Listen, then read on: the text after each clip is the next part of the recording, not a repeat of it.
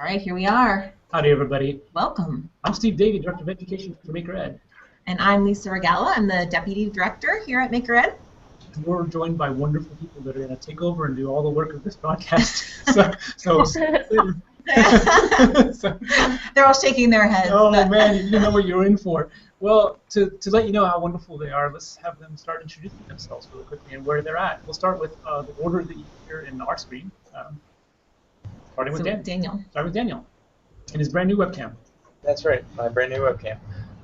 My name is Daniel Cummins. I'm here at Columbia, South Carolina at Adventure, and we are in the process of changing our makerspace. We Tinkertech into its own working makerspace, which is a little challenging at a kids museum where average audience is, a little bit young, but we're welcoming that challenge. So that's what we're up to. Cool. Welcome, Daniel. I've been to Adventure. It has the world's largest child. It does. Hi, Gail. And I see that you're muted. It's myself. You can click it. Hi, my name's Gail, and I'm from the Keene Public Library in Keene, New Hampshire. It's 23,000 people. This is our second year as a Maker Court site, and we're really excited. And I'm with one of my interns. Yep. Hi guys, my name is Alyssa James. I'm a Maker Core intern at Keene Public Library this summer, working with Gail and Lauren. So. Hey, welcome. Glad to have you. Welcome. Thank you. Yeah, thanks. Hi, Kate. Oh, hi. I'm Kate Warren with Art 120. I'm here from Chattanooga, Tennessee.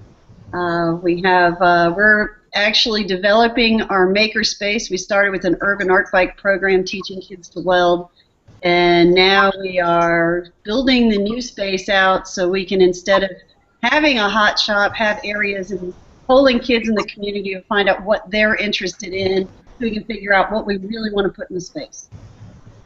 That's great. Love it. Love the approach. Hi, Laura.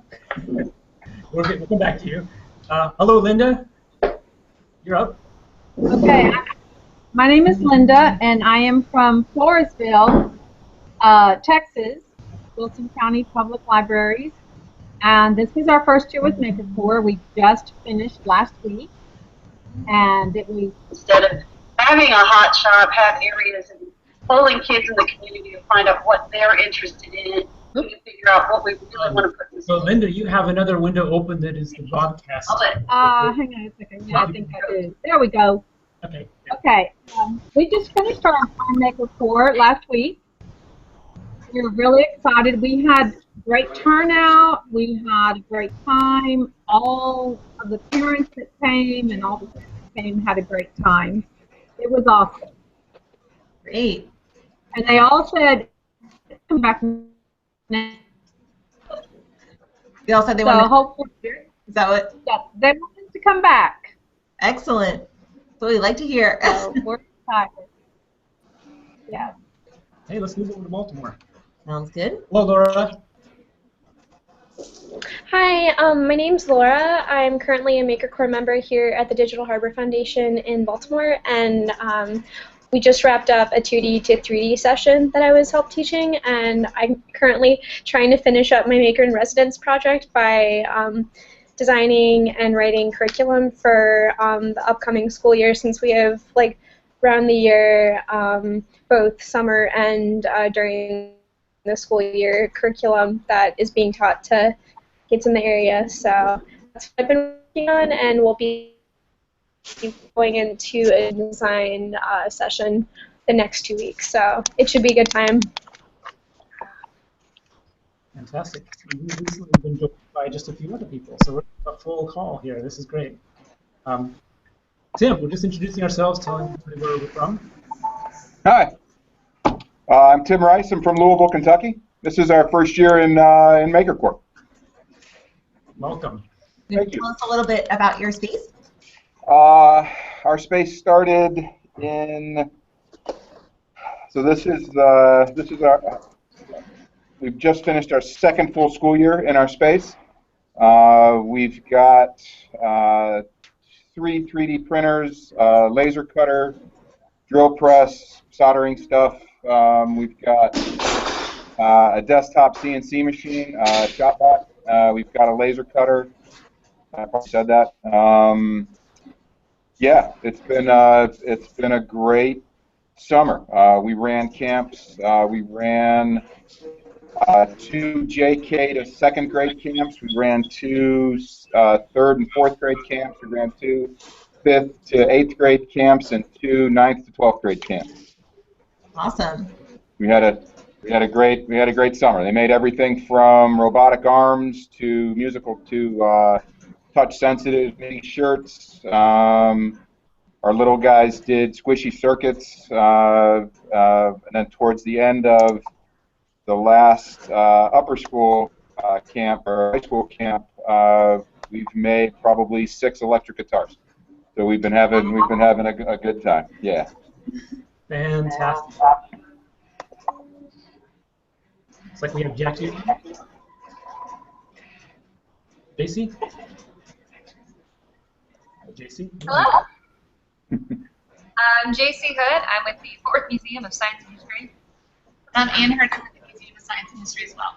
And sorry, we joined a little bit late. I was just finishing up a Makers camp called Inventors Workshop that ended at about 3 o'clock. So we're still trying to clean up all the circuit blocks and soldering irons and drill press.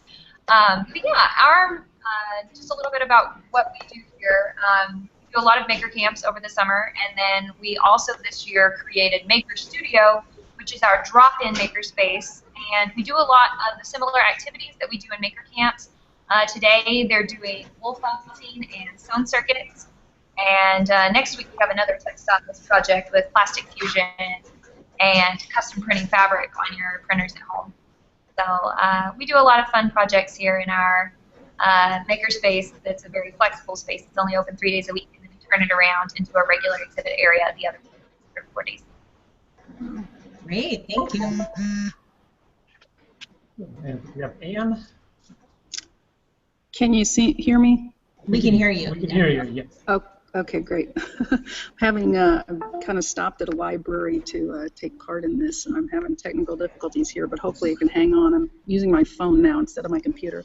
So we have a community makerspace in a rural area in Missouri, and we are going on a little over a year. We've survived that long, yay, and we're starting to thrive. Yeah. So this Maker Corps, we had Maker Corps members this summer, and that was our first paid staff people ever, and it was an awesome experience. And we just do a lot of things with a lot of kids. Like today, I'm not there, but they're making workbenches. We found another maker in the area who actually has a shop in our sort of old converted factory space, and we just happened upon he just moved in, and so we recruited him to build workbenches with the kids. He's doing an awesome job with that, and I've been seeing pictures today, and they're having a blast. But we do electronics and robotics and programming, and yeah, it's coming along, and it's a great time. Wonderful, thanks, Anne. We're glad you could be here, and we hear you perfectly clear. So your phone is working out great. Great. Joining us via text is Kim. Is it Kim Coyne? Yes, Kim from the Chicago Children's Museum's Tinkering Lab. So she said that her average audience is young, around 3 to 10. Their space is around 2.5 years old, and they're looking to deepen the tinkering that happens in that space. And their Maker Corps members have really helped in facilitating and creating programming. So thanks, Kim. She'll be typing in there as we go along. So we look forward to your contribution. Well, I'm thrilled to be here because this is the third year of Maker Corps, and we have a lot to learn about it, Lisa and I, because we were largely behind the first 2 years of Maker Corps, and then we kind of stepped back a little bit to watch the magic of the rest of our staff kind of bring you the awesomeness that was this year or is this year. And so we're thrilled to be told and here and hear from your experience, where you're at. We certainly have some experience in these cases that we've learned from past sites and the work we've done around the nation. But we're curious about what your burning questions are, how it is that we might be involved, and what it is you might actually have for each other is even more important, I think. And actually, I think one of the reasons Nancy asked us to help host this session too is that we're working on a new version of the Makerspace playbook. And so if you've used the Makerspace playbook in the past, there's a version that was published in 2013. 2013 school edition. Somehow is now old, right? Even though Maker years, it's forever. Maker years, that's a long time ago. Yeah. And so there was a school edition that was obviously focused on makerspaces in schools, and there's a lot of still great, valuable information in that book. But we were funded by Disney actually to produce another kind of version of that playbook that goes beyond schools and kind of shows how makerspaces can look on a mobile cart, as a mobile space in a van, right?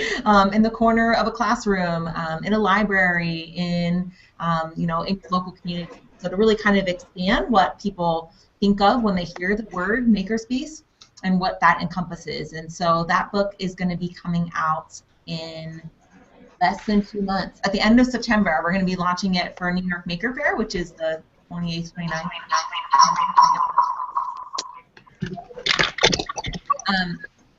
At the end of September, and we'll also have a whole new section of our online resource library launching at that time too on Facebook. So there'll be case studies from lots of different sites on there as well, so that we really hope to kind of grow this sharing. So beyond just the book, that people can continue to connect and share great things about their spaces as we'll definitely can chime in with insights as well. I don't know if there's anything else you want to say about that. Yeah, just very briefly. I mean, we joke about 2 years being a lot in the maker field, but it really is for the amount of things that happen. Part of the reason that there is a new playbook is that the term makerspace, the idea and the concept has really taken off. It's quadrupled or 5 times even, depending on the term you search for, in the past 2 years alone. So it's a real trending concept and word. But that said, people aren't even using the term maker necessarily to have them mean it. There's a recognition of old school makerspaces as well as new ones in different names. Part of what we're excited about is this increasing variety of. What's going on? Mute of the. Sure. Can we have everyone that's not chatting mute yourself? And then if you want to talk, feel free to unmute yourself. Yeah. You can force me to, but it'd be better if you did it yourself. So I don't want to force mute you. That sounds a little. Okay. We have double land right now. I don't know if Anne's muted. All right. So anyway, the point being, making is incredibly full of variety. There are many forms of making, and there are even more forms of spaces where making happens. So you represent a huge range, and we represent the people that get to appreciate them and disseminate and learn from them. So we're really super curious to hear about what it is you have to ask us. And ask each other. And ask each other, absolutely. Especially if you got questions, as the agenda says, and issues regarding reaching out to community, volunteers. The meat of one of the roles of Makerspaces, one of many roles. I guess one question that I have is how do you integrate more software making, like either Adobe CS or different like Bootstrap-esque platforms or anything like that into your makerspace, along with the physical making machinery or tools that you might use in like more traditional making. I've been talking with a few people either that are looking to change career paths or adults that are looking to just broaden their skill set technically. So I was just wondering how makerspaces are kind of catering to that community, as well as people that want to get their hands dirty and do either woodworking or soldering or electronics. I'd love to know. So I'm super curious if anybody else that's on before we have something today is successfully having that marriage of digital realm and physical things working in their space in the ways that you might use to bridge between those. Say you suck somebody in because of the computers, but then all of a sudden they find themselves hammering or sawing or something like that, or sewing. What is it that helps you bridge those divides and those many forms of making that complement each other? Anybody working in software and physical things at once? Do a little bit of work with software. Mostly as far as what we do with the public, we work with the program processing. And we do some basic work with drawing shapes and teaching them the basics of coding as far as that's concerned. We also work with Arduinos a lot and have that on the floor. And so that way, for example, a couple weeks ago, we did a cardboard arcade. So people could work very low-tech, build with cardboard, but then they could also add in Arduino and motors and learn to code for that. So we worked trying to bridge that divide between the physical and the software. We also offer afternoon workshops for adults in different things regarding coding. I recently did an app development class that was, just 3 hours, really simple. But we also have a person who works with our museum as well, who has a doctorate in computer science, who brings in great programs and teaches things like processing and Arduino and coding, especially around the Hour of Code event in the fall and winter. So we do try and work with different software programs. We try and find things that are usually a little more accessible, that have lower entry points. That way we can work with people who have no experience whatsoever and bring them in pretty quickly to coding and software development. We have a question from Anne regarding, are you using a particular curriculum for your processing work? Most of the time with processing, we're using themes to teach it, who work through a computer science program at a local school, and we try and have them work very simply. We start with basic shapes, teaching the ellipse and triangle and rectangle, getting kids to understand how you use RGB coding for colors. And a lot of times those are floor programs. So we're sticking to about just 30 minutes with a guest, trying to get the coding with it. So we don't have any extended curriculum in particular that we use unless we're going more with a class. And then usually the person that's coming in has their own curriculum that they're using. The other thing that Anne mentioned and what she typed was that they're using Scratch and Makey a lot, which I'm sure many of you have been introduced to through Makercore or other ways, but I think that's just such a natural marriage of the coding and the physical aspects of making, because the Makey allows that, right? It's kind of encouraging you to do the coding, but then you also have that tangible, connection to physical objects to the Makey as well. So a great reminder of that fun tool as a nice bridge. Right. The idea of your world as a plaything that can control things digitally. That can be extended. Somebody gets real excited about the power of touching things they wouldn't expect normally to respond, like the plants or other people or whatever thing that happens with Maker.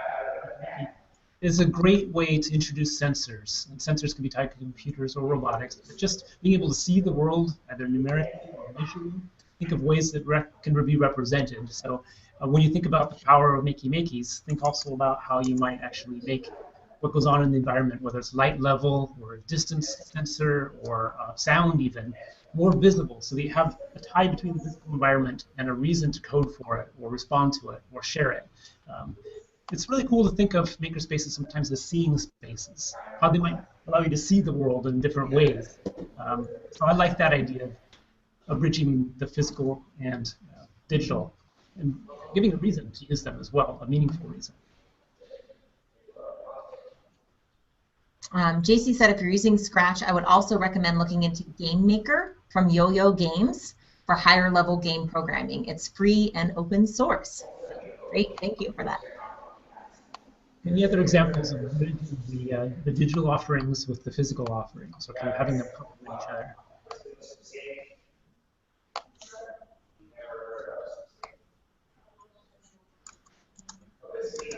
I think one thing about Makerspaces is the proximity of what goes on. Just making something visible as an option, or having somebody walk in who expects to be doing something like, I'm here to use the loom, for example, or I wanted to work with glass beads, and they turn around, they looked and see somebody coding something very interesting, or experimenting with a robot or something. It's that what's made visible in this space, that cross-pollination that's very exciting. So even just having it there physically, whether it's front and center or not, showing that option and that possibility is one of the best ways to kind of get those to be kind of married. And then to figure out ways that you might use digital programs, graphic design, things like that, to promote other aspects of your program or the space itself. Inviting somebody in the space to create posters about the space, for example, or signage of interesting things, or ways of documenting other people's projects. It's a great concept and very meaningful way for you to take what goes on in the space, making it more visible by involving those in the space to do that very thing. There's one other thing that JC said in her note about after the Yo-Yo Games, that also along the same lines from MIT, she said she recommends App Inventor program for Android development. And the other thing I would say too is to check out the Computer Clubhouse. Intel's Computer Clubhouse. I mean, their whole kind of model for their clubhouses and makerspaces was, you know, originally around computers, right? I think they've really gone past that. But, you know, they do a lot of programming in their spaces, and they have a start making curriculum that they put out. So if we are looking for some other project ideas like that, that would be one to check out as well. Your point is a fantastic one. The clubhouses, despite the fact they still have computer in the name, computer is just one of many offerings in the spaces of all types. So you go in, you find poetry writing, you find journals, you find costumes, and all sorts of cardboard creations, very physical things happening hand in hand in places where typically maybe only digital things would happen. So there's a lot of precedents out there, which is quite nice to look into. And Tim had a question about anyone kind of opening up this sort of aspect of their space to the broader community. So having, you know, community nights, hackathons, things like that. So curious if anyone has anything that they want to say about that. In the meantime, Kim did respond, so I just want to read her response, that they have been working at the museum to host visiting tinkerers who do come to demo what they're making or bring a drop-in program in which that they really wouldn't be able to do on a typical day on the museum. So that's one example, but just curious if there's any other examples where folks have kind of opened this up. I think we heard a little bit about bringing in some computer scientists and engineers to help with programming. Are there any other examples out there?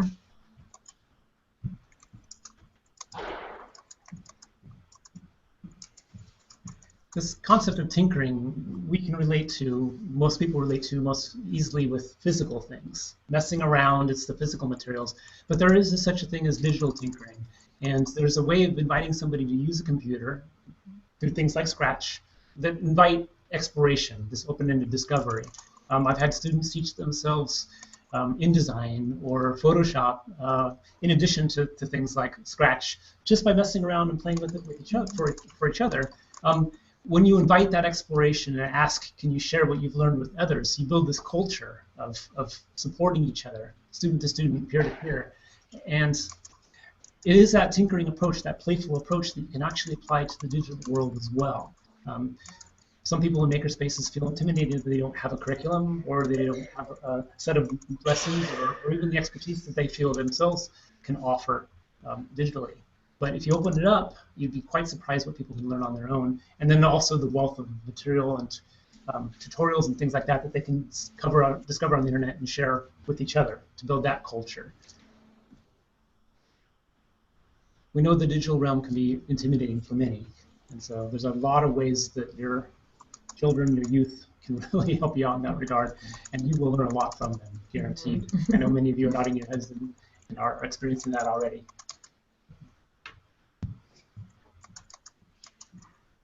Any other thoughts on digital versus digital and analog? I shouldn't say digital versus analog because yeah, actually to our newest generation especially, there's really little distinction made anymore. Mm-hmm.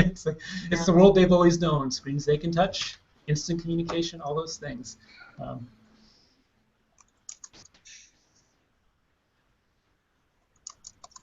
We're catching up on the comments here. I know. Do you guys want to just, instead of typing in, like Laura, Tim? Yeah, we'd love to hear your voices. We'd love to hear your voice. So Laura, do you want to jump in with what you typed there? Okay, so Kate had just asked me about bringing CS software into different makerspaces, and just from like my own personal experience from going to like either UX networking events within the Baltimore area or the DC area.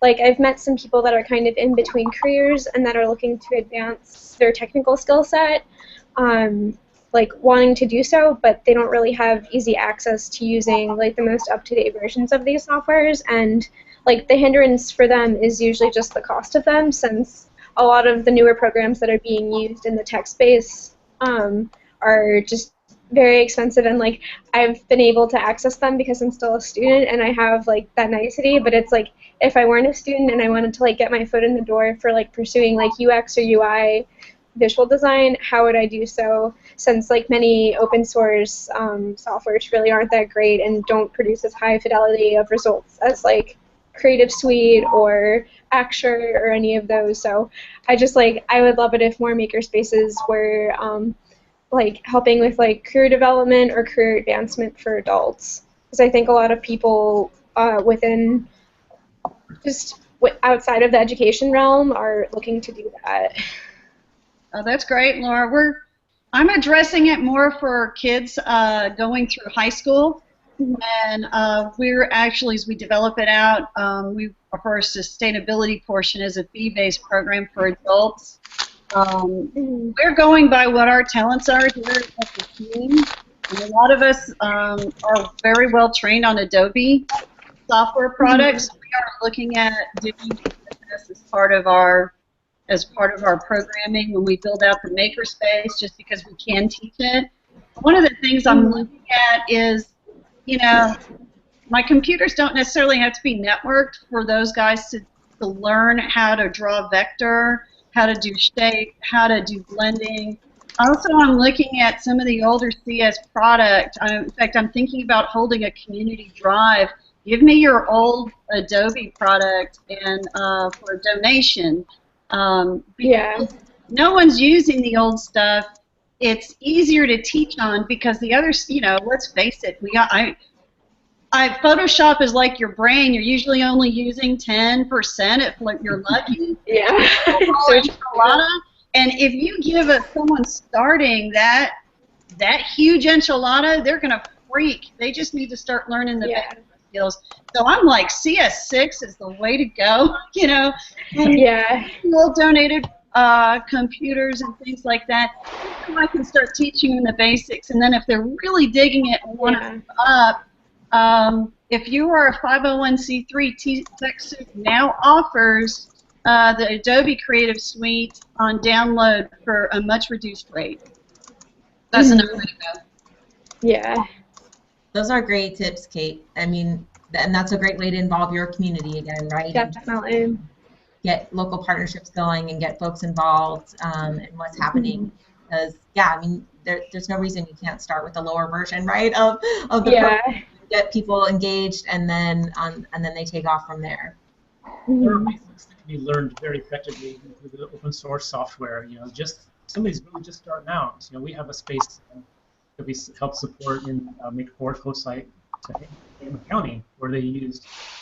I'm not sure the software they used, but that wasn't the latest. They made their accounting fair host. That was one of the first high school junior, I believe. They've been relying on decades old. Yeah, that's weird. Steve? Yeah. Yeah, I just wanted to say that we've thought about in Keene whether to go with open source or other software, and pretty much philosophically we wanted to stick with the open source because people could do it at home. We didn't really want to be the career place. We want to introduce people and expose them to new things. So I think that's something to think about. No, that's great. And I actually was curious, Gail, too. I don't know, just to go back on what Laura had asked originally, too, about adults and career development, because I know a lot of libraries, I don't know if Keene does this, but a lot of libraries do have that really as a part of their mission and have been using their Makerspaces in just that way for adult workforce development as well as for youth. Yeah, right. But still, even that, I mean, we really wanted to stick more with the open source, and not because it's so expensive for one thing, for some of those things. But we might have to keep changing it, or Just a quick question. What are you using for your open source? Are you using like the equivalent of Photoshop? Are you using like Pixlr? And if we're looking Illustrator equivalent, I haven't found one other than GIMP that really kind of works out well. Well, probably not. But GIMP is probably it's what's on our computers for people. Okay. And there's a program called Inkscape. Inkscape. Inkscape. Yeah, it's quite popular. Inkscape can also give files that are usable by laser cutters. Possibly 3D files, STL files. The nice thing is that when it comes to supporting Fab Lab type machinery, there's a lot of open source options out there, because that was the genesis of our modern affordable 3D printers, were hobbyist open source ripraps. Came from this place of wanting to make things affordable and open. In fact, MakerBox is highly well. And if you check out our resource library, makered.org/resources, we do list a lot of open source software and things on our resource library as well. So definitely if you need some other ideas, go under tools and materials and look around under there, and you'll find some others.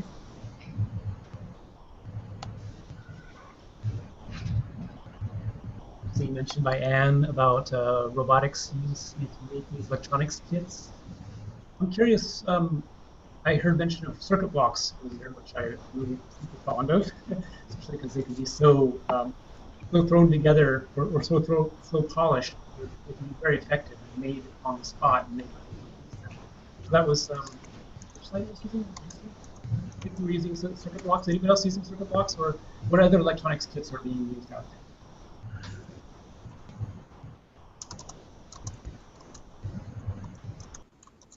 When you talk about circuit blocks, are you talking about simple the circuit blocks that the studio does? Is that the circuit block you're talking about?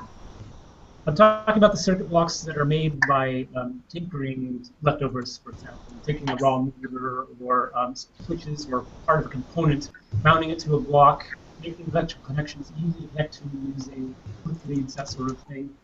This kind of raw version of exposing and expanding the idea of electronics invites play. It shows, it makes more obvious the connections between things, but it also leaves a lot of surprises and mystery. Right. That's an example. Yeah, great example. So we built circuit blocks last year and had them on the floor, and we found, after a while, guests loved them so much they could work. And so for this summer, one of our projects was, in fact, one of the Maker Core members is in the background, and he and I built circuit blocks, and he came up with a better design for how to mount the wires underneath the blocks so that they last longer. And so one of our Maker Studio spaces, one day we disassembled all our circuit blocks for 2 hours. The next day we reassembled them in the traditional mode where the wires were exposed, and then when Doug came in the third day, he came up with a great way to hide the wires underneath the block, and so they're not seen, but Gus actually worked with his drill press as well as saw thing that I'm drawing a blank on because I'm over here. Yeah, homemade miter box. Homemade miter box. And so guests made them, and what we had them do is we had the guests sign the bottom of their block, so when they come to see those on the floor the next time, they can find their block. So that was something we did that we love circuit blocks, but we wanted to engage our guests into helping us make them, and then it's an iterative cycle where it feeds forward, and they can see the blocks they made the next time they come when we have them out on the floor on select days. That's great. And I think some other folks were really interested in the chat about just kind of how you tweak that design. Do you have anything that you can show about how you said that you moved the wires? Sure. Yeah. So what we did with the miter box is, I don't have this here, but we cross-cut through here, and then we drill a center hole, and the wires go through the center hole, through the top, down through the bottom, and then you have 4 other holes here in the corners, and then you can choose where you want to make the wires come up through the bottom. That's really elegant. Wow. It's recessed in there, so it still lays flat. If you want to hot glue over it, you can. And then we also... Here's one.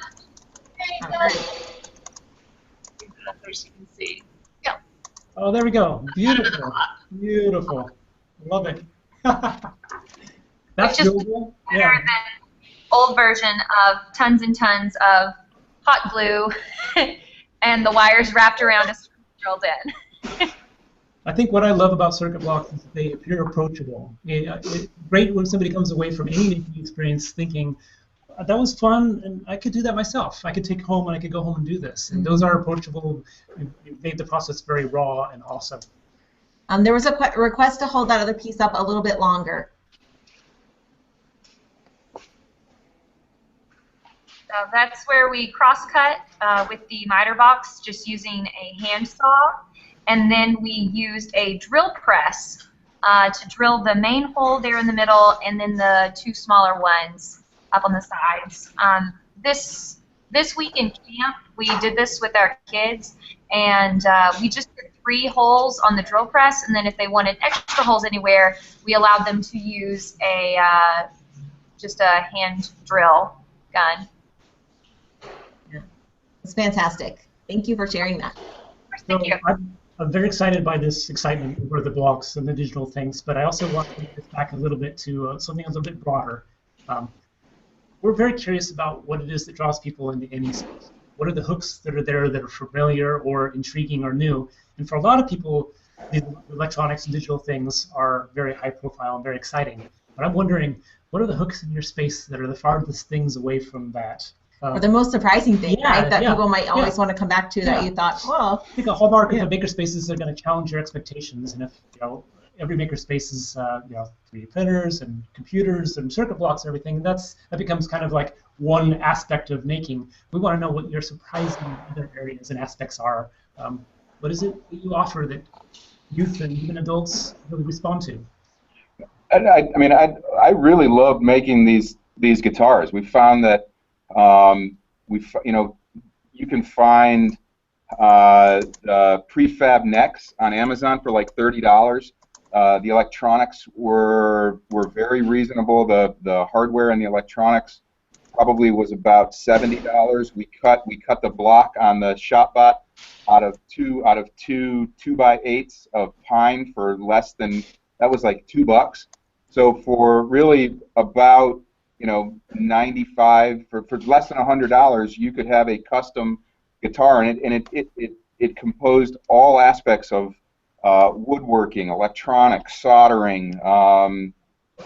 It was, music, the artistic side, painting, iteration. Because everything that you have to do, you have to dry fit, then take it apart, then set it again to make sure the strings are right.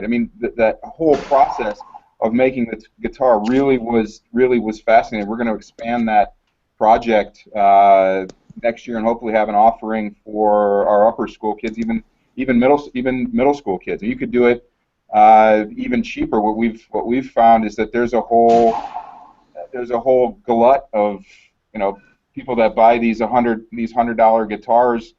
And they use them for a year, and then they sit in the basement. We've had probably 8-10 families say, "Here, take it." And that's what we've started to take those apart and use those components. So we've really found it's been a fun project that encompasses a breadth of both not only materials but kind of learning styles and points of creativity that found it really turning kids on and turning adults on as well. It's been kind of cool. And how long did you have your students work on that? We're finding with it takes probably about 2 weeks, and that majority of that is designing the body, sanding the body, painting the body, and then it's a week-long process of setting the bridges, putting on the strings, taking it apart.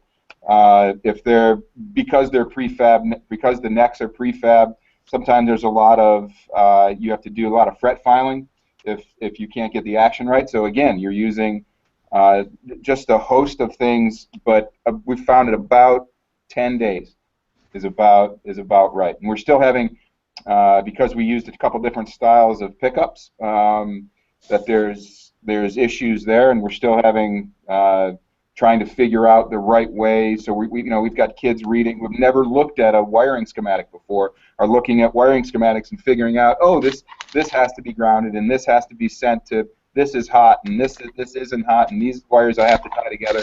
So it's been a really neat experience. Other surprises. For us, it's a little bit simpler. I think that people gravitate close. If you're not talking, just we're having a hard time hearing you, Daniel. Okay, is that better? A little better. Okay. For us, I think I've had more people remark about colored masking tape than anything else, which is like the strangest oddity, but they are amazed by it.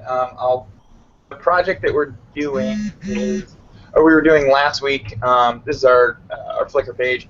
We were doing a green screen event where they could make a prop for it and then take a picture against the green screen and like use their background. But these kids were amazed by colored masking tape. So sometimes it's very simple things, and they did some awesome projects. And I don't know, kids making minion masks out of. Then we call it the beehive. We have like full of just recycled materials, like all of them. So they would come in and use all of like just a plethora of everything they would want, and then with the masking tape and everything, it was just cool. It was cool to see. So that was ours. That's great. I love it. We're very fond of the colored masking tape. Yeah. And I like the funky colored duct tapes too, with the patterns and stuff. Other surprises?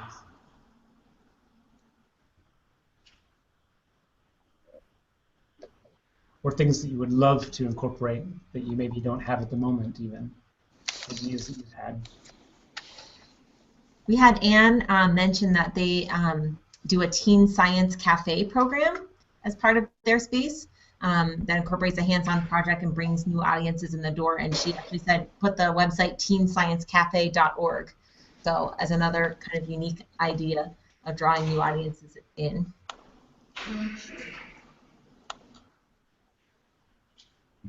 One of the things I saw at the Make Shop in Pittsburgh, at the Children's Museum there, was a corner of their makerspace that had chairs and library books and a rug, a very cozy corner to read and sit and relax.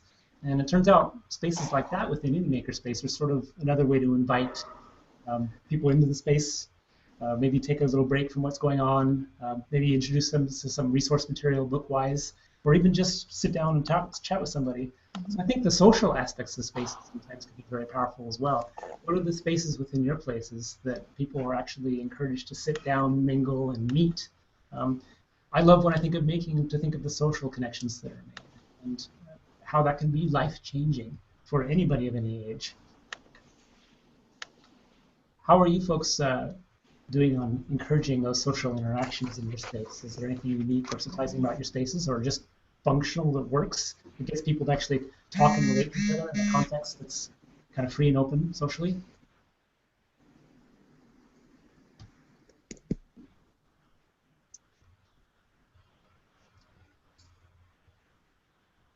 All right, probably a lot of people are muted.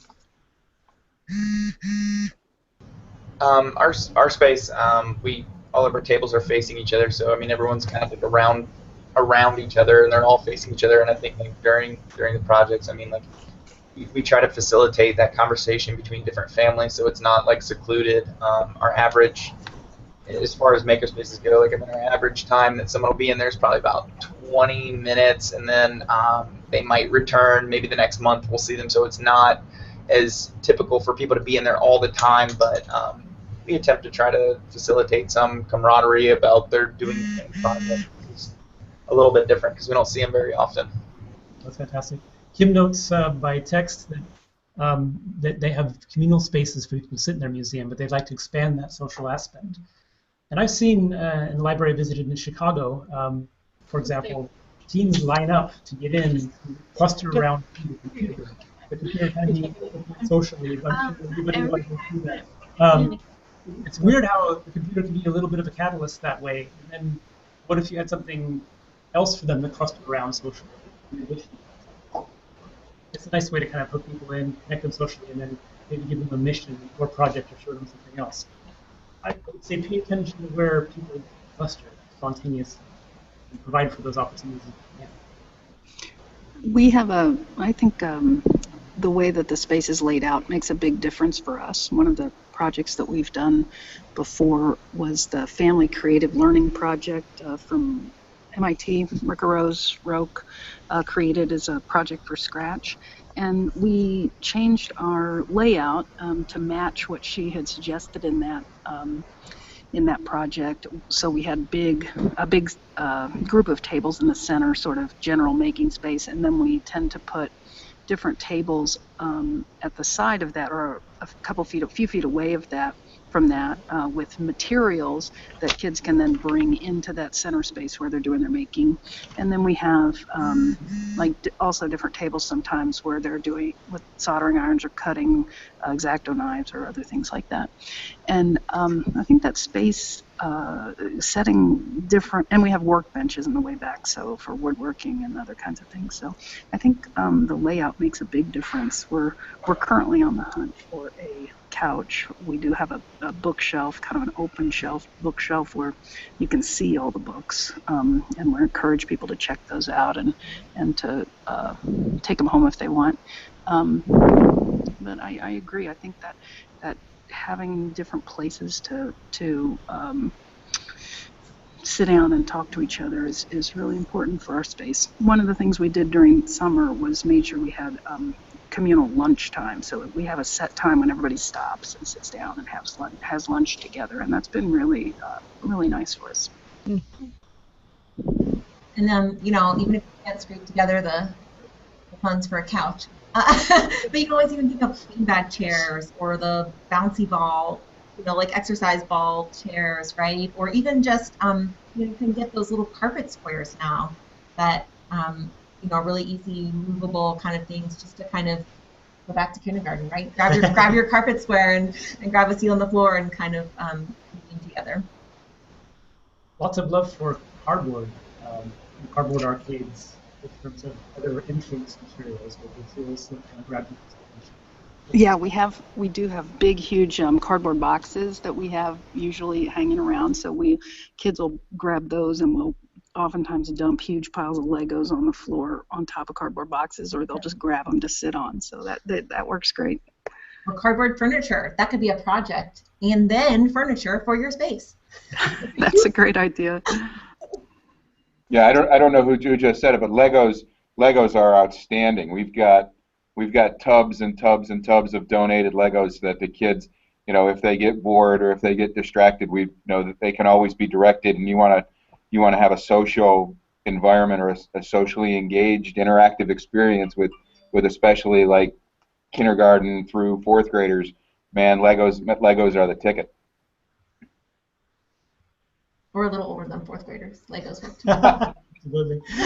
Yeah, so I do a lot of research about Lego.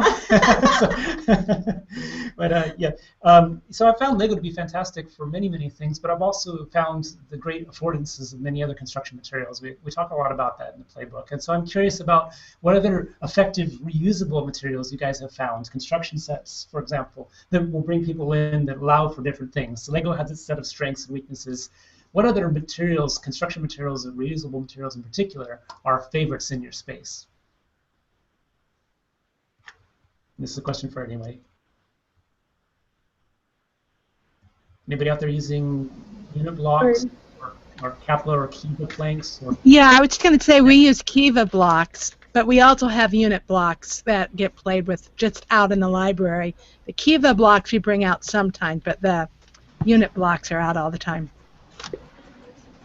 Our kids really like using just aluminum foil just to build stuff, especially the younger ones. They have a ball with it. Like, it's super malleable, so they can just start bending it, or if they want to use it for internal structure of something, and then put Play-Doh on it, it's skin. They have a ball doing that. I just recently found out that the tunnel scenes of the Raiders of the Lost Ark movie, or the second movie, Raiders of the Lost Ark sequel, were made out of aluminum foil that was painted. So all the animatronics of the whole ride through the mine, all the walls that you see that look like crumpled rock, it's actually aluminum foil spray painted down. And this conductor. Is there anything they can do? So yeah, next to carbon. Yeah. Fan of aluminum foil. And it's recyclable. It's recyclable. Yeah. Plastic. So. Play-Doh, I think, is another great Play-Doh is also outstanding, and you can make it yourself for pennies. It's great material. And you can make it conductive or non-conductive. Yep. It's fantastic. Yes, there's something very primordial about clay and Play-Doh that gets us really close to playing in mud. So one of my favorite materials ever, mud and sand. How do you bring that into your spaces? Clay and Play-Doh are another way to do it. Water. Oobleck. Cornstarch and water. That's my favorite. Tactile experiences that tap into something that's very universal about a child's desire to kind of like explore their environment, get kind of messy at the same time. Fantastic kind of routes. Anybody using water effectively in any way? I'm just kind of curious. Water can be very, very powerful material, especially if you've got some outdoor areas. Our museum has a water table outside. We call it the Great Outdoors. So there's a water table that's down there. We're trying to launch an app. Part of that is going to have ideas that people can do in terms of thinking more if it is a makerspace. One of them is going to be that they can come up to our makerspace and build boats for the water table so they can go up there and kind of float it around. But other than that, we don't have a lot of use yet, or we're not using a lot of things with water inside the museum. Very closely related to water tables is something that Anne mentioned, Riveropolis, which is actually based here in Oakland, California. Riveropolis is an artist who created a sculpted modular river out of fiberglass that he sets up outdoors and indoors and invites the creation of things to float down it and structures around it. And the things that are made with recycled materials and all sorts of craft and art materials end up being spectacular because you get this sense of community being built around the river like many actual communities are. And then you get stuff floating down it all the time. So similar things can be made. So if you search for Riveropolis, one word as it sounds, you'll find spectacular pictures and examples of that sort of invitation to explore, tinker, and play with water. I'm particularly fond of it. Thanks for bringing that up, Anne. Nancy also mentioned that the Arkansas Discovery Museum made water pianos with their Makey Makeys this summer, so that's great. And Anne mentioned sea perch too, but underwater robotics, is another huge area and a way to incorporate water as well. And this is kind of a special thing because it's not always affordable, but if you wanted a really exciting way to explore dry ice and water and food coloring and goggles, go a long way towards this kind of like play with water and what's possible and excitement of the fall. And you can get some laser pointers in there too as well. You get some really amazing math and geometry type stuff from that sort of thing. Especially at Halloween. Yes, indeed. So, and as you saw from the wonderful picture that Nancy chose for this hangout itself, a bunch of children with goggles that are glowing. Goggles happen to fluorescent black light. So this idea of playing with light and dark and things that are exciting under a black light is a really nice way to shake things up every once in a while as well. Especially when you're playing with water and you need eye protection or something like that. So.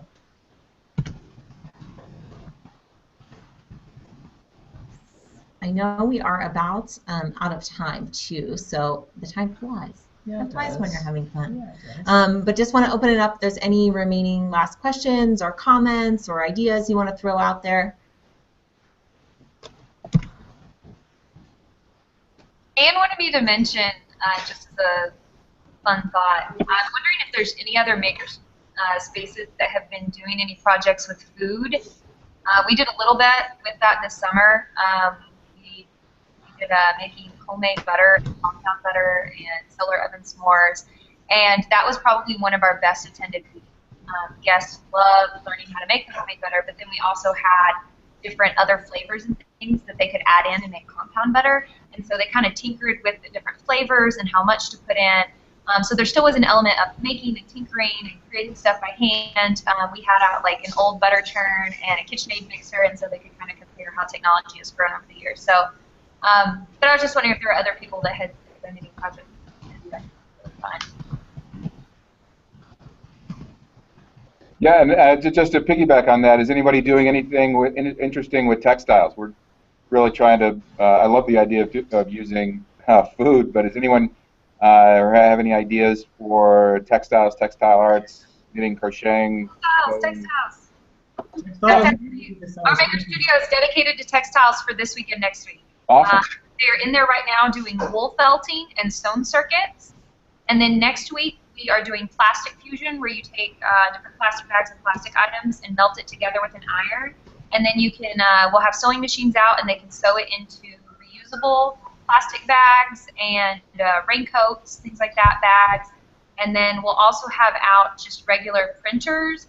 The kids will iron on freezer paper to cotton fabric, and you can run it through the printer and print out your own custom fabric. That's fantastic. That's awesome. Can you remind us again where you're from, JC? It's been asked by Anne. Yeah, I'm at the Fort Worth Museum of Science and History in Fort Worth, Texas. All right. You can see some textile use. And I love that food came up. We can all relate to it. And really, you're trying to invite new people into the space. Who doesn't relate in some ways to food and interesting things that can be done with it? People that cook food are makers. And you can tinker and play with it infinitely. So fabric are a nice way to kind of wrap things up. And I highly recommend goofing around with molecular gastronomy when you talk about food. There are some really cool activities with, my chemist brain, it's because I just got off a plane last night. I can't think of the chemical. But alginate? Alginate, thank you, sodium alginate. But you can use sodium alginate. It's really simple, and you can take a blender. We used to make ice cream toppings with it. But basically, you can form little capsules and encapsulate like chocolate syrup and things like that, or different types of things, inside of it. But it's really interesting to play with, and it's kind of a, cutting edge science as well. It's the sort of thing you can do for pennies. They would charge you $10 or $20 for in these fancy gastro pubs and places like that. So you get all fancy with all sorts of stuff for really, really inexpensive. Alginate thing to look up. I love food chemistry, so if anyone wants to talk offline about that, happy to chat more. Oh man, I don't want to start this conversation. We're starting to get going with new things, fabric and food and everything, but the point is, you're a community that's going to last beyond Makercore. This sort of questions that you've asked, and keep asking each other on the community. We will save this chat archive here. I'll remember not to close it this time. Notorious for closing the windows before I remember to save the chat archive, because so much great stuff has been shared here. I'm invigorated. I'm excited by what I'm hearing here and what's being asked and being shared. Wonderful, beautiful work. Great space. Thanks, guys. Really appreciate it. Thank you all so much. We look forward to reading more on the community. Hi guys, we're going to officially end. But if you want to stick around for a second, we'll be hanging just for a few minutes. Bye.